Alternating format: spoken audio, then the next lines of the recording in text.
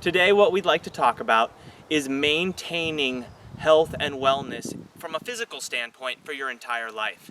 And now this extends much beyond fitness, and that's a big reason of why I wanted to do this in a video form today, because I really want to address some of your lifestyle habits that may be having a physical impact on you, and talk about what we can do to correct some of those and really build in healthy, lasting fitness habits into your life. And not just, what you may imagine or what we've talked about and we've been trying to dispel of those quick fitness results and those needing to go after everything really hard and really fast, but really changing the scope of what you think about in terms of fitness and looking at it from a balanced wellness perspective rather than just necessarily going out and exercising for the sake of exercise. So first thing I want to go into with this is the importance of balancing out your movements. Now what I mean by balancing out your movements isn't just, standing on one foot balancing, but talking about balancing different muscle groups. Let's look at the arm, for example, with the bicep. Every time I do a movement that involves my bicep, a curl, a pull, a row, if I pick something up, all of those are contracting my bicep. Now what happens over time when you repetitively do a certain movement is the muscles continue to contract and contract until they start to shorten. And unless they're balanced out with a stretching movement to lengthen that, then they typically become a little bit bound, and what that can do is it can pull on the joint both above and below that muscle.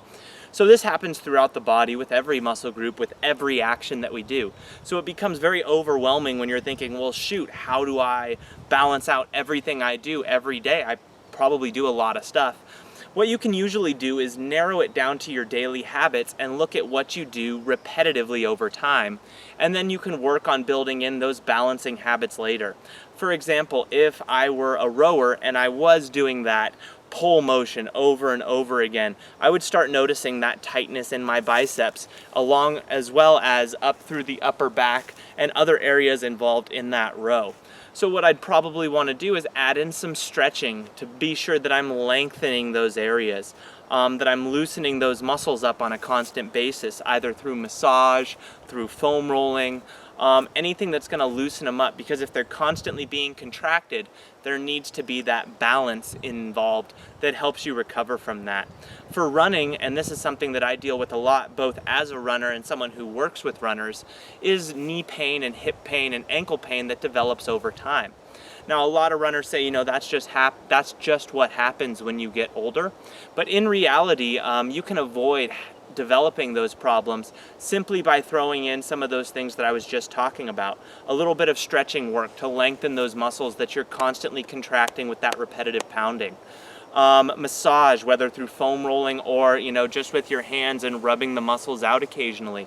Because if you're doing running and you're running multiple miles a week and doing that month after month, year after year, that's hundreds of thousands of impacts and contractions that your muscles are going through.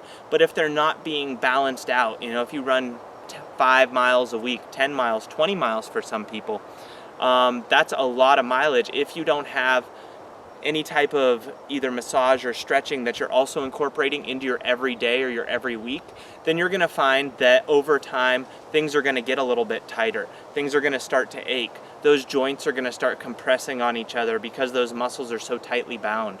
So really understanding that the more fitness you add into your life, the harder you push, the more you work out, the more you have to balance it out with these other variables, the stretching and the massage.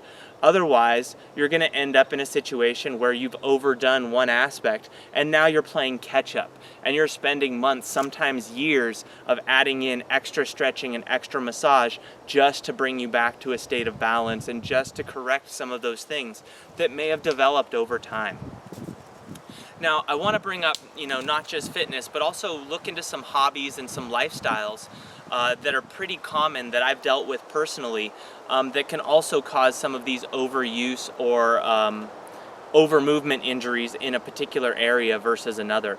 I have a friend who came to me with carpal tunnel recently, and he's an avid guitar player and plays all the time, practices, between 2 and 4 hours a day. But he's constantly using his fingers and going up and down the guitar, and that's going to put a lot of contractions in that forearm, and that constant contraction contracting over time is going to lead to some of those issues like carpal tunnel, because those movements, even though you wouldn't think of it as working out, you're still contracting certain muscles over and over and over again with repetitive movement. So he started developing carpal tunnel because he hadn't been stretching out those muscles. He hadn't been massaging them and loosening them after doing his practice sessions, because he didn't understand the benefit. He didn't understand that you're technically still working out. Even if you're just doing small movements, you're straining the muscle, you're stressing the muscle, you're causing it to compensate and adapt to all those hours of playtime so that you don't cramp up, to being able to strengthen, to be able to do it for that long without having issues in the fingers and in the forearm. But done too much and over too long a period of time without the stretching, without the massage, it ends up developing into some problems. What I want to talk about finally is just your overall body posture. Now, this is something that we've touched on a little bit, but haven't necessarily addressed directly. Now, every hour of every day, you have gravity pulling against you. And so we're constantly, on a day-to-day basis, being pulled into a downward position. And as you look at people as they get older, you'll see this, especially with people who don't know how to actively correct it and work on it. And what you'll see, especially from people who sit at the computer or drive a lot, is this hunch forward posture starts to develop. The shoulders start to get pulled forward, and the chest and the really kind of tightens up, and everything just kind of gets locked in this position. And it's seen, even when you're standing, you still have a little bit of that slouch position.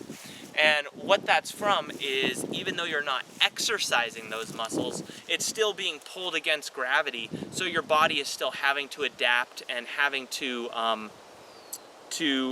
deal with that stress of being pulled down on a day-to-day basis.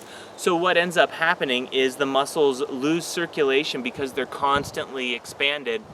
Scar tissue begins to develop, and you get locked in this position. The same thing kind of happens with anything, even sitting on a day-to-day basis. That's going to give you a really tight hip, because this position is causing a contraction of that hip, and it's being contracted for hours and hours at a time if you're in a desk job. So what ends up happening is that contraction starts to stay that way. So when you open it up and go to loosen it, it becomes very tight because it's been in that position for so long. So you get some hip problems, which pulls you forward even more. Not only that, is when you have all that tension in the hips, it becomes very difficult to do other movements without having to compensate with some other muscles. I know a lot of people with desk jobs that tried to take up fitness and running, and what ended up happening is they couldn't fully push with their hip because everything was always bound tight. So they had to take choppy steps. Now, because they were taking choppy steps, it was changing the way their foot was striking the ground.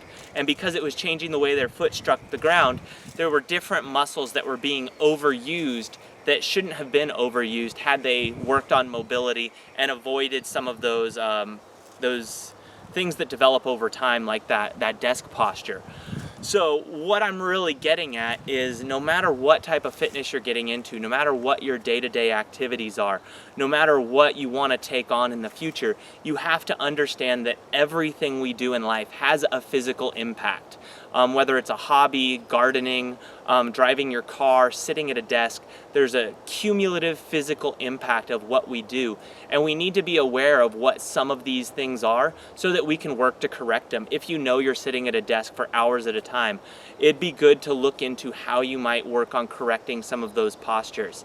If you are a runner and you run all the time, but you haven't worked on mobility or any type of massage, that might be something you want to look into, because it will eventually lead to problems. We can't just magically avoid them. It's something that happens over time with repetition of anything, and it needs to be addressed, because you're not just going to be able to hopefully luck out and not have those. They will end up accumulating if proper action steps are not taken to address and balance out those overuse issues.